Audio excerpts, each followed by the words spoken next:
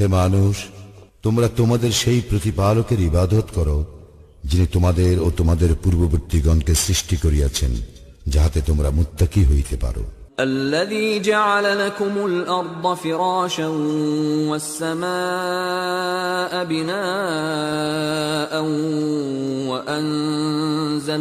وأنزل من السماء ماء فأخرج به من الثمرات رزقا لكم فلا تجعلوا لله أندادا وأنتم تعلمون।